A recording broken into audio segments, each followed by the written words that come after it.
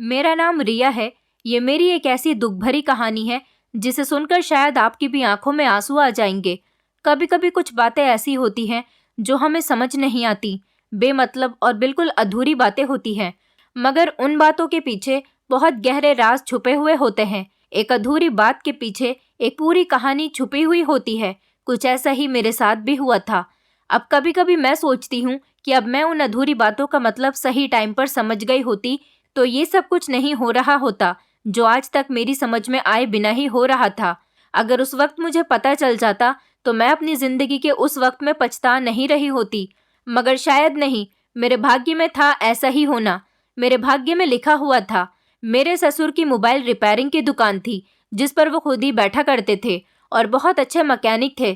काफी सारे लोग अपना खराब मोबाइल या टूटा फूटा मोबाइल मेरे ससुर से सही करवाने के लिए आते थे। मेरे 2 देवर थे, एक नंद थी, उसकी शादी हो चुकी थी। दोनों देवर तो पढ़ रहे थे और मेरे पति नौकरी पर जाते थे। मेरे ससुर देखने में काफी जवान लगते थे क्योंकि मेरी सास और ससुर दोनों ही देखने में अच्छे थे। इसी वजह से उनके बच्चे भी अपने माता पिता पर ही गए थे। मेरे ससुर काफी हट्टे कट्टे थे, किसी भी तरह से 4 जवान बच्चों के पिता नहीं लगते थे। मेरे ससुर की आदत थी कि वो रोज रात को जब अपनी दुकान बंद करके घर आते तो दुकान से खराब मोबाइल लेकर आते थे और कहते कि इस मोबाइल में रात भर चार्जिंग होनी है, इसको चार्जिंग में लगा देना। और मैं वो मोबाइल अपने चार्जर से सारी रात अपने कमरे में चार्जिंग पर लगा दिया करती थी। फिर सुबह जैसे ही मेरे ससुर दुकान पर जाते तो जाते समय मुझसे वो मोबाइल ले लिया करते थे और मोबाइल को पलट पलट कर बड़े गौर से देखते थे और जेब में डाल लेते और मुझसे कहते कि बहू, खत्म हो जाएगी तो मुझे बता देना। अपने ससुर की ये बात मेरी बिल्कुल भी समझ में नहीं आती थी और मैं उनकी इस बात को सुनकर सोच में पड़ जाती थी कि आखिर मेरे ससुर क्या खत्म होने की बात कर रहे हैं। भला मेरे ससुर ऐसा क्यों बोलते हैं? और बात पूरी होते ही वो जल्दी जल्दी घर से बाहर चले जाते थे। मैंने कई बार उनसे पूछने की कोशिश की मगर वो मेरी बात को इस तरह से इग्नोर कर देते थे जैसे उन्होंने मेरी बात सुनी ही ना हो। वो अजीब ही मोटी टाइप के इंसान थे। वो जब बात करने पर आते तो बहुत ही बातें करते थे और जब खामोश हो जाते तो किसी की हिम्मत नहीं थी कि कोई उनसे बात भी कर ले। मेरा पति काम के सिलसिले में दूसरे शहरों के चक्कर लगाता रहता था, इसलिए मैं घर में अपनी बूढ़ी सास के साथ अकेली ही होती थी। जब मैं अपने पति को ससुर के बारे में बताती तो वो कहते कि उनसे ज्यादा सवाल जवाब मत किया करो, उन्हें पसंद नहीं है कि कोई उनसे सवाल जवाब करे। इसीलिए मैं अपने सारे सवालों को अपने दिल में ही दबाए बैठी रहती थी। उन अधूरी बातों का मतलब सोचती रहती थी जो मेरे ससुर मुझसे कहकर जाते थे, मगर कभी ये पहेली मुझसे ना सुलझ सकी थी। आखिरकार मैंने भी खामोश रहने का ही ठान लिया था। मगर एक दिन जब मेरा मूड किसी बात पर बहुत ज्यादा खराब था और मेरे ससुर ने मुझसे मोबाइल मांगते हुए फिर से वही बात दोहराई तो मुझे अंदर ही अंदर बहुत गुस्सा आया और मैंने सोच लिया था कि अब मैं उनकी बातों के मतलब को जानकर ही रहूंगी। अगले दिन मैं ससुर के मोबाइल मांगने से पहले ही मोबाइल अपने हाथ में पकड़कर खड़ी हो गई थी और उनके सुबह दुकान पर जाने का इंतजार करने लगी थी। थोड़ी देर बाद जब मेरे ससुर मेरे पास आए और कहने लगे, बहू मोबाइल दे दो, मैंने जल्दी से उनके हाथ में मोबाइल पकड़ा दिया। मुझे देखते ही मेरे ससुर के चेहरे का रंग उतर गया था। उनके चेहरे के एक्सप्रेशन को मैं नोट कर रही थी और वो अपनी बात कहकर बाहर जाने के बजाय अपने कमरे में चले गए थे। मैं सोचने लगी थी कि क्या हुआ है, मेरे ससुर कभी मुझे इस बात का मतलब खुद तो नहीं बताते हैं, मैं खुद ही देख लूं। आखिर ऐसी क्या बात है कि मेरे ससुर बार बार एक ही डायलॉग दोहराते रहते हैं। मैं तभी कदमों से अपने ससुर के पीछे उनके कमरे तक पहुंच गई थी और कमरे के दरवाजे से झांक कर देखा। जैसे ही मैंने कमरे के अंदर देखा तो मेरे पैरों तले से जमीन निकल गई क्योंकि मेरे ससुर तो कमरे के अंदर कुछ ऐसा कर रहे थे जिसे देखकर मेरे होश उड़ गए थे। मैंने जो देखा उसे देखकर मेरे होश तो काबू में ही नहीं थे। अचानक मेरे ससुर की नजर दरवाजे पर पड़ी और उन्हें पता चल गया कि मैं उनको देख रही हूँ। अब वो लाल आंखें लिए गुस्से से मुझे घूर रहे थे। उनकी लाल लाल आंखों से मुझे बहुत डर लगने लगा था। मैं फौरन भागकर अपने कमरे में आ गई और कमरे के अंदर आते ही मैंने दरवाजा बंद करके अंदर से कुंडी लगा ली। तभी मेरे कमरे का दरवाजा जोर जोर से बजने लगा और मुझे बहुत डर लग रहा था। डर की वजह से मेरा पूरा शरीर कांप रहा था, लेकिन दरवाजा जोर जोर से बज रहा था। इससे पहले कि दरवाजा टूट जाता मैं फौरन ही डरते डरते उठकर दरवाजे की तरफ गई। जैसे ही मैंने दरवाजा खोला तो देखकर मेरे पैरों तले से ज़मीन निकल गई कि मेरा ससुर। मैं 5 साल की थी जब मेरे माता पिता की मौत हो गई थी। हम 2 भाई बहन थे। उस समय मेरे बड़े भैया की उम्र 10 साल थी जब हमारे माता पिता हम दोनों बहन भाई को छोड़कर चले गए थे। काफ़ी सालों तक तो हम दोनों भाई बहन अपनी नानी के घर रहे थे। उसके बाद मेरे भैया की शादी हो गई और उन्होंने अपनी कमाई से एक अलग घर खरीद लिया जिसमें अब हम 3 लोग रहते थे, मैं, भैया और भाभी। भैया भाभी का बिहेवियर मेरे साथ बहुत अच्छा रहता था। मेरी भाभी भी बहुत अच्छी थी और हमेशा उन्होंने मुझे अपनी बहनों जितना ही प्यार दिया था। मैं बहुत ज़्यादा खूबसूरत थी और मेरी पढ़ाई भी कंप्लीट हो गई थी। सब लोग भाभी से कहते थे कि जल्दी ही अपनी नंद की शादी कर दो। भाभी भैया को कहती कि आप अपनी बहन के रिश्ते देखना तलाश करो, अब वो जवान हो गई हैं। भैया कहते कि मेरी बहन हमेशा मेरे लिए छोटी ही रहेगी, मैं अभी इतनी जल्दी उसकी शादी नहीं करना चाहता।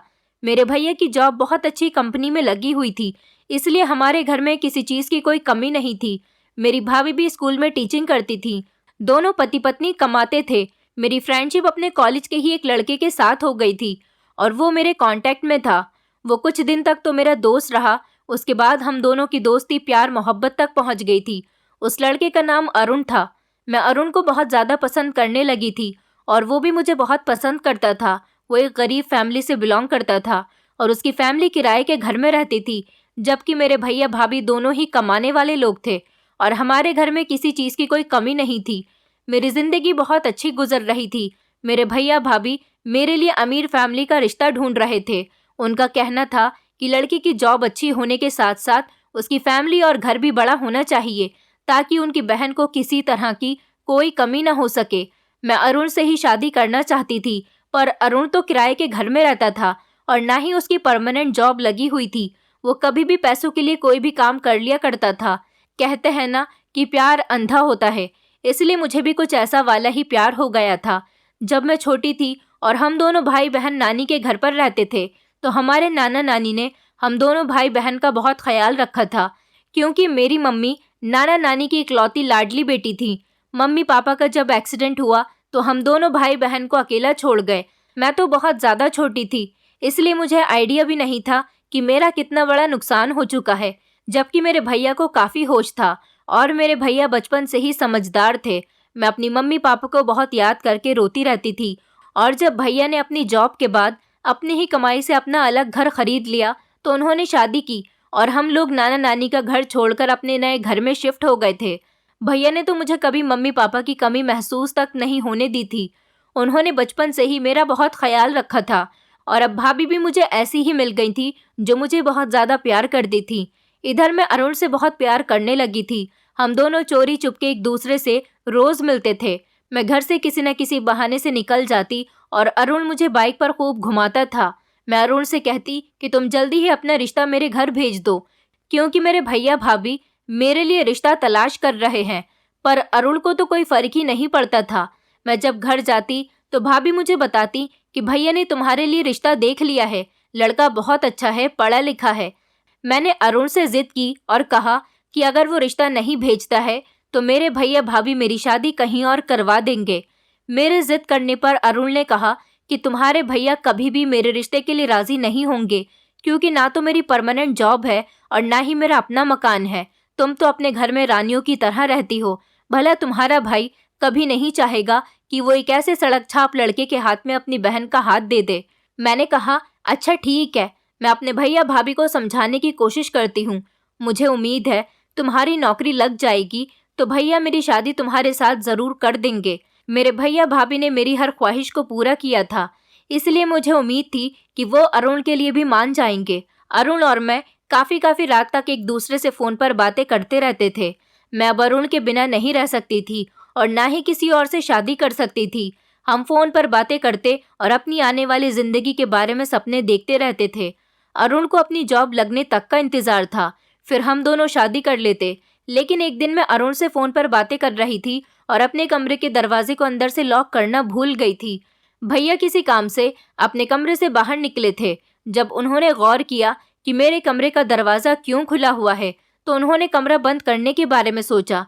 वो कमरे का दरवाज़ा बंद ही कर रहे थे, तभी उन्हें ऐसा महसूस हुआ जैसे मैं किसी से बातें कर रही हूँ। मैं अरुण से बातें कर रही थी। भैया ने मेरी और अरुण की बातें सुन ली थी। भैया ने फौरन ही मेरे हाथ से फ़ोन छीन लिया और पूछा कि मैं आधी रात को फ़ोन पर किससे बातें कर रही हूँ। अब मैं भैया से कुछ भी नहीं छुपा सकती थी, इसलिए मैंने उनको अपने और अरुण के बारे में सब कुछ बता दिया। भैया ने मुझे बहुत डांट लगाई थी और मेरा मोबाइल भी छीनकर अपने पास रख लिया था। भैया से मुझे बहुत डर लग रहा था। 1-2 दिन तक तो मैं अपने कमरे से बाहर भी नहीं निकली थी और अरुण से बात करने की तलाश में थी, पर मेरा मोबाइल तो भैया ले चुके थे और शायद उन्होंने मेरे मोबाइल नंबर को बंद कर दिया था। भैया भाभी को जब मेरे इस अफेयर के बारे में पता चला तो उन्होंने अरुण की सारी इन्फॉर्मेशन निकाली और उनके बारे में उनको सारी इन्फॉर्मेशन मिल चुकी थी और उन्होंने हमारे इस रिश्ते के लिए सख्त इनकार कर दिया, क्योंकि मेरे भैया हमेशा से ही चाहते थे कि मेरी शादी किसी अमीर परिवार में हो, जबकि अरुण के पास तो कुछ भी नहीं था। मेरे भैया ने कहा कि तुम्हारी शादी अरुण के साथ नहीं हो सकती। मैंने भैया से बहुत जिद की और कहा कि एक बार आप अरुण से मिलकर तो देखो, लेकिन भैया ने मेरी एक नहीं सुनी और ना ही मुझे अरुण से मिलने दिया और भैया ने मेरा मोबाइल अपने पास रख लिया और मेरा घर से बाहर निकलना भी बंद कर दिया। भाभी का भी यही कहना था कि अब तुम्हें मोबाइल नहीं दिया जाएगा और ना ही घर से बाहर निकलने दिया जाएगा, कहीं तुम उस लोफर के साथ बात ना कर लो। मैं बहुत ज़्यादा परेशान हो गई थी कि अरुण मेरी कॉल का इंतज़ार कर रहा होगा और सोच रहा होगा कि पता नहीं मैं उससे बात क्यों नहीं कर रही हूँ, लेकिन उसे क्या पता कि मेरे घर में कितनी बड़ी प्रॉब्लम क्रिएट हो गई है। भैया भाभी ने मेरा रिश्ता पक्का कर दिया और अब वो जल्दी ही मेरी शादी करने वाले थे और अभी तक मेरा कांटेक्ट अरुण से नहीं हो पाया था। उसे इस बारे में कुछ भी नहीं पता था कि मेरा रिश्ता तय हो चुका है और मैं इतनी बड़ी प्रॉब्लम में फंस चुकी हूँ। मुझे अपने भैया से यही शिकायत थी कि एक बार उन्हें पहले अरुण से मिल तो लेना चाहिए था, उसके बाद वो जैसा भी फैसला करते मुझे मंजूर था, लेकिन उन्होंने तो मेरी एक न सुनी। मैं बहुत ज़्यादा रो रही थी और उनका बिहेवियर तो मेरे साथ बिल्कुल दुश्मनों के जैसा हो गया था। उन्हें मेरे चेहरे से भी नफरत होने लगी थी। उनका कहना था कि मैंने तुम पर बहुत भरोसा किया, मुझे नहीं पता था कि तुम मेरी पीठ पीछे मेरे भरोसे को इस तरह से तोड़ रही हो। भला क्या किसी से मोहब्बत करना अपने भाई के भरोसे को तोड़ने के बराबर होता है? मैंने अपने भैया का कोई भरोसा नहीं तोड़ा था। मैं तो मोहब्बत करती थी और उनसे, और सच्ची मोहब्बत करती थी। हम दोनों अपनी इस लव स्टोरी को शादी तक लेकर जाना चाहते थे, लेकिन भैया तो मेरी किसी बात को सुनने के लिए तैयार ही नहीं थे। अरुण बहुत मेहनती लड़का था। वो काफ़ी टाइम से अपनी जॉब ढूंढ रहा था। अगर उसकी जॉब लगी हुई होती तो ज़रूर भैया मेरा अरुण के साथ रिश्ता फिक्स कर देते, लेकिन भैया ने जिससे इन्फॉर्मेशन निकलवाई थी उसने उनको सब कुछ बता दिया था और कहा था कि ये लड़का कुछ नहीं करता, बेरोजगार है, इसकी तो कहीं पर नौकरी भी नहीं लगी हुई और घर भी किराए का है। बस यही सारी बातें मेरे भैया के दिल को लग गई थी और उन्होंने फैसला किया था कि वो किसी भी हाल में मेरी शादी अरुण से नहीं होने देंगे और मुझे अरुण से अलग कर देंगे। भैया भाभी मुझ पर बहुत कड़ी निगरानी रखने लगे थे। मुझे खाना नाश्ता भी कमरे के अंदर ही दिया जाता था। उन्हें डर था कि कहीं मैं दोबारा से अरुण से बात न करूं और इस घर से भाग न जाऊं। मैं बहुत रोने लगी थी। दिन रात मेरा रो रो कर गुजर रहा था। एक दिन मैंने भैया भाभी की चोरी चुपके बातें सुन ली। भाभी भैया से कह रही थी कि अगर रिया उस लड़की को पसंद करती है तो उसकी शादी होने दो, ऐसा न हो कि जल्दबाजी में और गुस्से में आकर तुम कोई गलत फैसला कर दो। भैया कहने लगे, मुझे अपनी बहन से ऐसी उम्मीद नहीं थी कि उसे मेरी मोहब्बत होते हुए भी किसी दूसरे की मोहब्बत की ज़रूरत पड़ेगी। मैंने उसे मम्मी पापा दोनों का प्यार दिया, कभी किसी चीज़ की कमी नहीं होने दी, और उसने फिर भी मेरे पीठ पीछे लोफर लड़के के साथ इश्क लड़ाया। मैं उस लड़के के बारे में अच्छी तरह से जानता हूँ। वो लड़का बिल्कुल भी अच्छा नहीं है। अगर वो लड़का हमारी रिया के लिए परफेक्ट होता तो मैं खुद उनकी खुशी खुशी शादी करवाता। मैं नहीं चाहता कि मेरी बहन सारी जिंदगी दुखों के साथ गुजारे।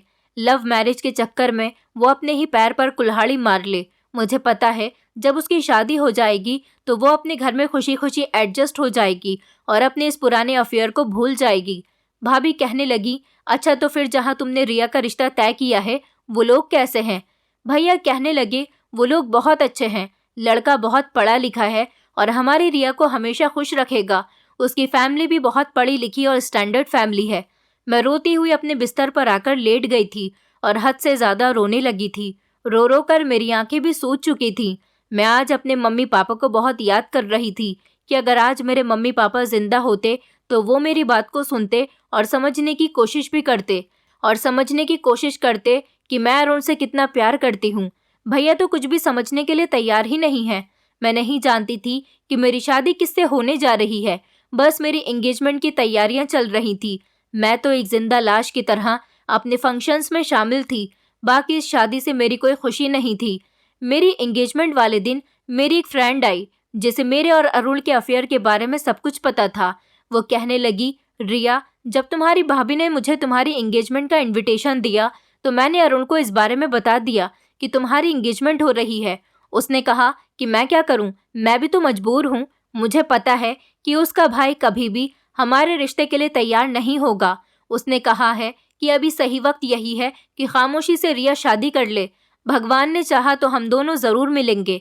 रिया बाद में अपने पति से डिवोर्स लेकर मुझसे शादी कर लेगी। उसने कहा कि जब तक मेरी जॉब भी लग जाएगी। मेरी फ्रेंड कहने लगी, मैंने अरुण से कहा भी था कि तुम ये किस तरह की बातें कर रहे हो, ये सब पॉसिबल नहीं है। अगर तुम्हें शादी करनी है तो अभी करो। लेकिन अरुण ने जवाब दिया कि तुम पागल हो गई हो, शादी करना इतना आसान नहीं होता। ये बात कहकर मेरी दोस्त खामोश हो गई थी। मैंने उससे कहा कि ऐसा कैसे हो सकता है कि पहले मैं एक से शादी कर लूं और फिर उससे डिवोर्स लेकर दूसरे से शादी कर लूं। मैं बहुत गुस्से में थी। जब मेरी फ्रेंड ने मुझे अरुण की बातें बताई तो मुझे उसके ऊपर और भी ज्यादा गुस्सा आने लगा था। उसने मुझसे कितने सारे वादे किए थे। मैंने अपनी फ्रेंड से कहा कि तुम मुझे अपना मोबाइल दो, मैं अरुण से बात करना चाहती हूँ। मेरी फ्रेंड ने मुझे अरुण के नंबर पर कॉल लगाकर दे दी और जब मैंने अरुण से बात की तो उसने कहा कि इसमें दिक्कत वाली क्या बात है। तुम्हारा भाई जिसके साथ शादी करा रहा है वो बहुत अमीर लड़का है, उम्र में भी तुमसे काफी बड़ा है। मैंने सारी इन्फॉर्मेशन निकाल ली है। वो शादी के कुछ दिनों बाद ही अमेरिका चला जाएगा क्योंकि उसका बिजनेस अमेरिका में ही सेट है। वो तुम्हें हर महीने अपनी सैलरी भेजता रहेगा और इधर हम दोनों उन पैसों से एक अपना अलग घर ले लेंगे और वहां पर रहेंगे। फिर हम दोनों को कोई अलग नहीं करेगा। मैंने अरुण से कहा, क्या डिवोर्स लेने के बाद तुम मुझे एक्सेप्ट कर लोगे? तो वो कहने लगा कि मैं तुमसे बहुत प्यार करता हूँ। मुझे तुम्हारी शादी से और तुम्हारे डिवोर्स से कोई फर्क नहीं पड़ता। मुझे सिर्फ तुमसे मतलब है। तुम मुझे हर हाल में कबूल हो। अभी तो मैं मजबूर हूँ क्योंकि अभी मेरे पास कुछ भी नहीं है। बस फिर अरुण ने मुझे ये सब समझा दिया और मेरा ब्रेन वॉश कर दिया और मैं उसकी हर बात को मानती चली गई। मैं अरुण की मोहब्बत में अंधी हो गई थी और मुझे उसकी मोहब्बत में सही गलत का पता ही नहीं चला। बस मैं अरुण के बनाए गए प्लान के मुताबिक चलती गई। मैं विदा होकर अपनी ससुराल आ गई। मेरे पति का नाम राहुल था। राहुल एक नॉर्मल सी शक्ल वाला लड़का था और मुझसे एज में काफी बड़ा था। उसका अमेरिका में अपना बिजनेस सेटअप था। वो छुट्टियों पर अपने घर आता था। अमेरिका के साथ साथ उसका बाकी के देशों में भी आना जाना लगा रहता था क्योंकि किसी भी जगह से जब तक उसका कॉन्ट्रैक्ट पूरा नहीं होता तब तक वो घर पर नहीं आता था। इसीलिए उसे ज्यादातर अमेरिका में ही रहना पड़ता था। अब तो वो अपनी शादी करने के लिए यहाँ पर आया हुआ था।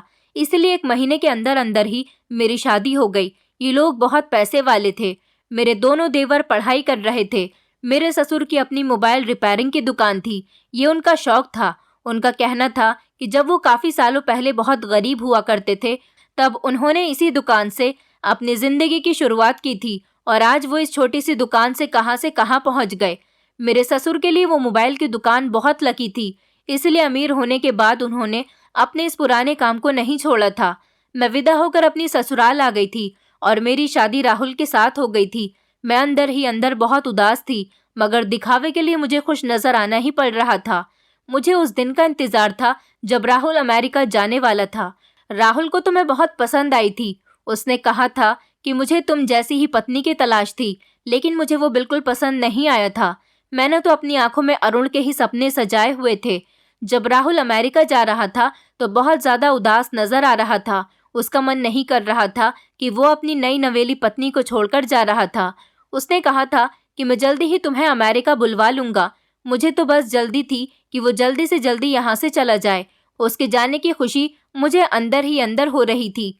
राहुल अमेरिका जाने से पहले मुझे अपने साथ मेरे मायके ले गया था। वहाँ पर भैया भाभी मुझे देखकर बहुत खुश हुए थे क्योंकि मैं बहुत खूबसूरत लग रही थी। खूबसूरत तो मैं पहले से ही थी मगर अब शादी के बाद जेवर और मेकअप करके मेरी खूबसूरती में और ज्यादा 4 चांद लग गए थे। फिर मैं राहुल के साथ अपनी ससुराल आ गई। राहुल अमेरिका जा चुका था।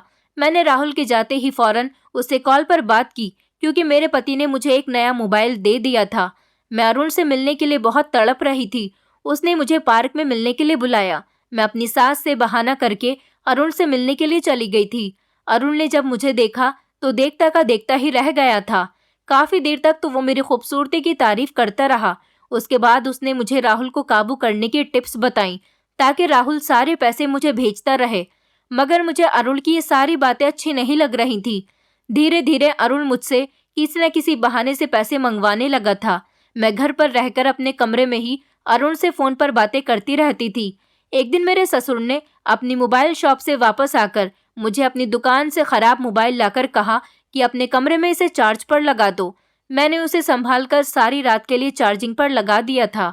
अगली सुबह मेरे ससुर ने मुझसे वो मोबाइल मंगवाया और जैसे ही मैंने उन्हें मोबाइल दिया तो मेरे ससुर मोबाइल को पलट पलट कर देखने लगे और उन्होंने मोबाइल को जेब में डाल लिया। तो कहने लगे कि बहू, जब खत्म हो जाए तो मुझे बता देना। ये बात मेरी कुछ समझ नहीं आई थी कि मेरे ससुर क्या कहना चाहते हैं।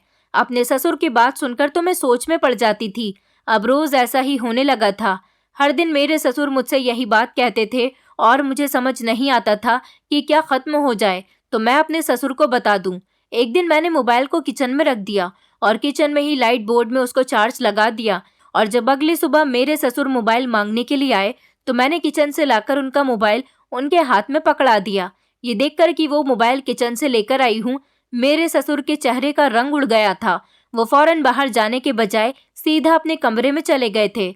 मैं दबे पैरों से उनके पीछे पीछे गई तो दरवाजे से झांककर जो मैंने देखा उसे देखकर तो मेरे पैरों तले से जमीन निकल गई, क्योंकि मेरे ससुर जिस मोबाइल को खराब कहकर मुझे देते थे वो मोबाइल खराब नहीं बल्कि बिल्कुल परफेक्ट होता था और मेरे ससुर उस मोबाइल को इस्तेमाल कर रहे थे।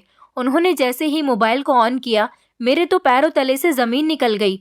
ऐसा लग रहा था जैसे वो कोई मोबाइल नहीं बल्कि मेरे लिए कोई इतनी बड़ी चीज है जिसके होने से मेरी जिंदगी में बहुत सारी मुसीबतें आ सकती हैं। मेरे ससुर जब मुझे मोबाइल चार्ज पर लगाने के लिए देते वो मुझसे कहते कि ये कस्टमर का खराब मोबाइल है, इसे अपने कमरे में सारी रात के लिए चार्ज पर लगा दो। मैं उनके कहने के मुताबिक मोबाइल को चार्ज पर लगा देती थी, लेकिन असल में वो मोबाइल खराब नहीं होता था, जबकि वो तो बिल्कुल ठीक होता था और मेरे ससुर उसका वॉइस रिकॉर्डर ऑन करके मुझे मोबाइल दिया करते थे और मैं मोबाइल को चार्ज पर लगाकर अपने काम में बिजी हो जाती थी, जिससे मेरे कमरे में होने वाली मेरी बातें आसानी से उस मोबाइल में रिकॉर्ड हो जाती थी। इसका मतलब था कि मेरे ससुर मेरी सारी बातें सुनते थे। मैं जो रोज अरुण से बातें करती थी वो सारी बातें भी उनको पता थी। अरुण रोज मुझसे पैसे मंगाता था, वो सारी बातें मेरे ससुर सुनते थे। मैं ये सब सोचकर ही बहुत डर गई थी। अरुण को मैंने एक बार पैसे दे दिए तो अब वो रोज रोज फोन करता था, हर रोज थोड़े बहुत पैसे मांगा करता था।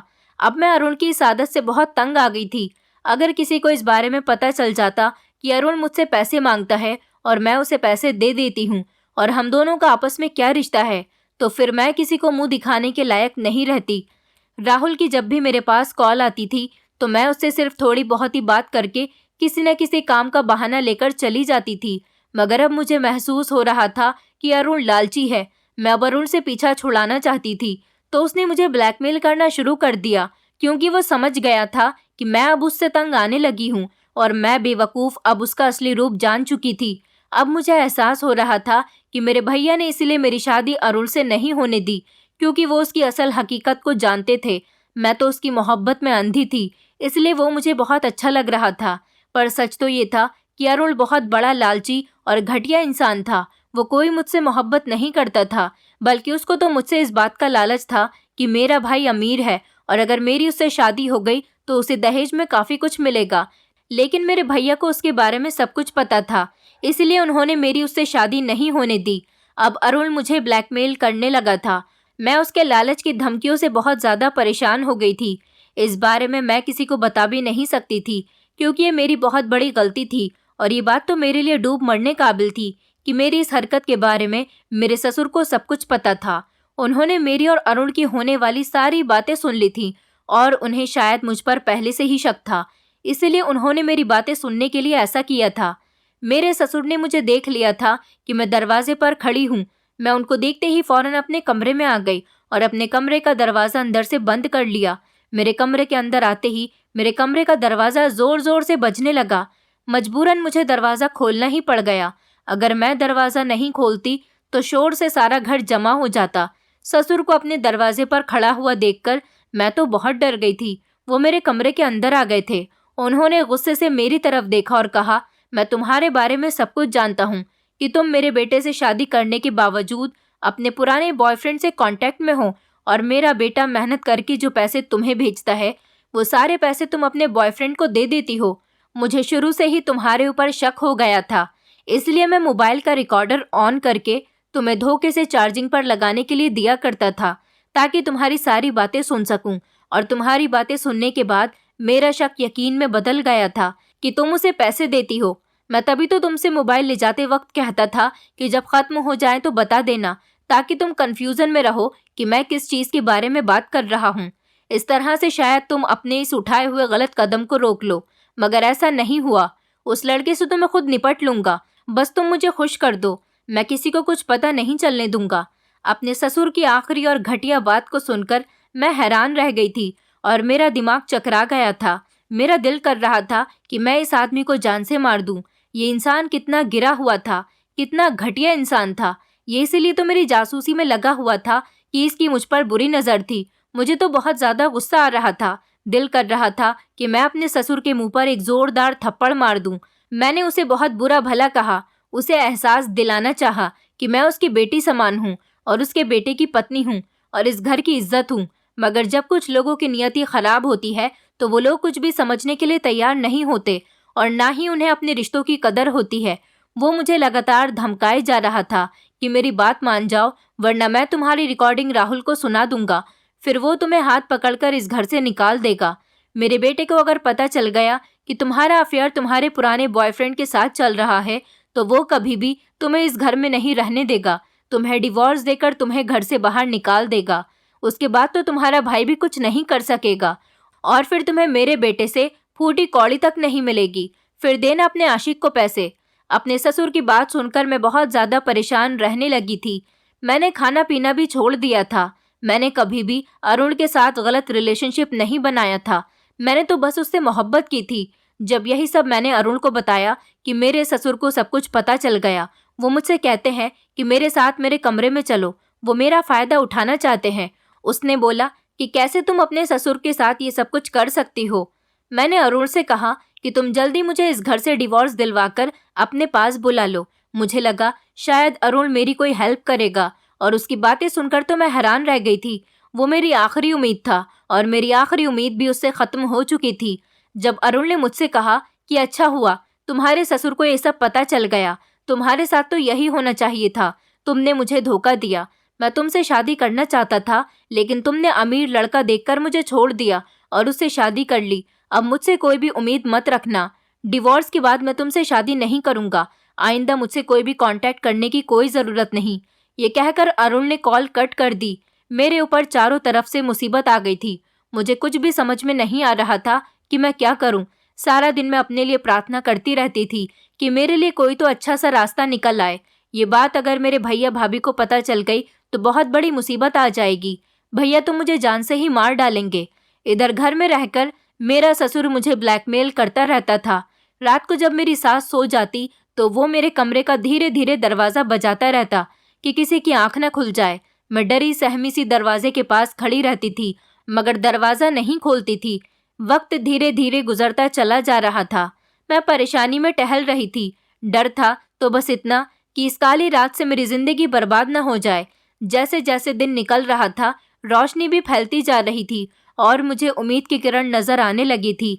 मैंने दिल में एक फैसला कर लिया था और इस घर में अब गौर करना शुरू कर दिया था।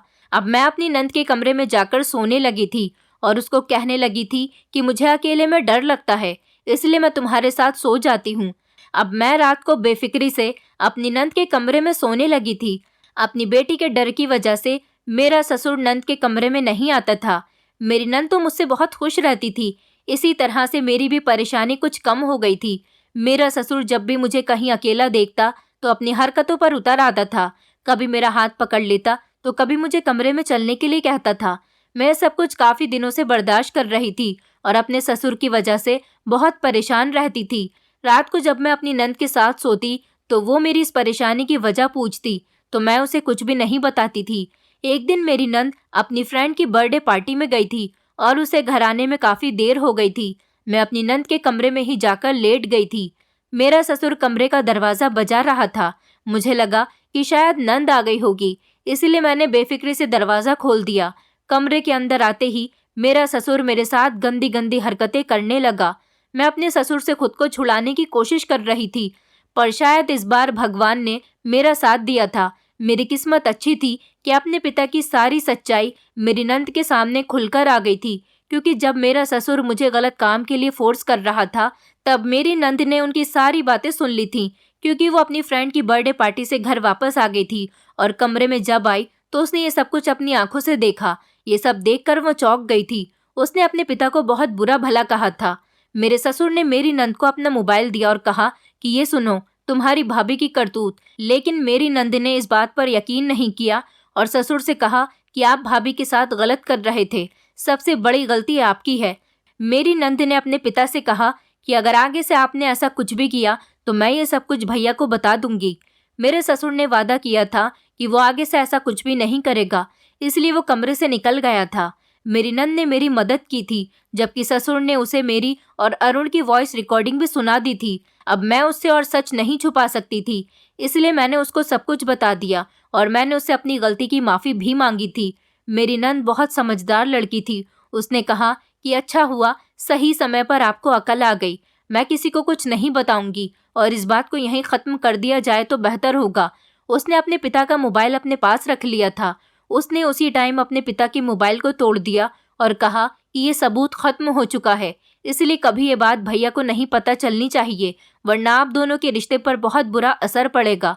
मेरी नंद ने मेरे पति को अगले दिन कॉल की और उनसे कहा कि भाभी की यहाँ पर तबीयत ठीक नहीं रहती और उनका आपके बिना मन भी नहीं लगता, इसलिए आप उनको अपने पास अमेरिका ही बुला लो।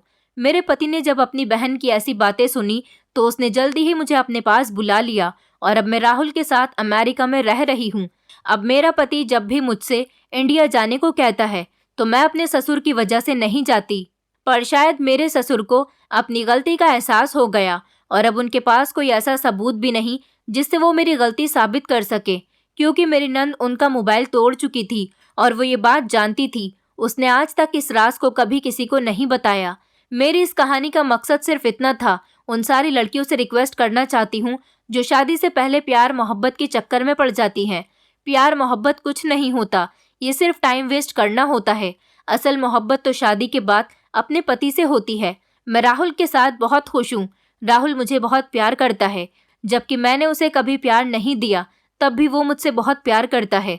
मैंने तो हमेशा अरुण को प्यार किया, लेकिन उसने मेरे साथ क्या किया, ये सब तो आपको मेरी कहानी से ही पता चल गया होगा। वो तो अच्छा हुआ कि मेरी नंद ने मेरा साथ दिया, वरना तो आज मैं बेघर होती और अपनी जिंदगी को अपने हाथों से बर्बाद कर चुकी होती। उस दिन के बाद कभी मैंने अरुण से कोई कांटेक्ट नहीं रखा। सुना था कि उसकी भी शादी हो गई और उसकी पत्नी शादी के 2 महीने बाद ही अपने बॉयफ्रेंड के साथ भाग गई। उस घटिया इंसान के साथ ऐसा ही होना चाहिए था, क्योंकि उसने मेरी मोहब्बत का मजाक बनाया था और मुझे पैसे लेने वाली बैंक समझा था। मैं तो अपने पति के साथ बहुत खुश हूँ, इसलिए आपसे भी यही कहना चाहूँगी कि हमेशा अपने पति को ही वैल्यू दीजिए।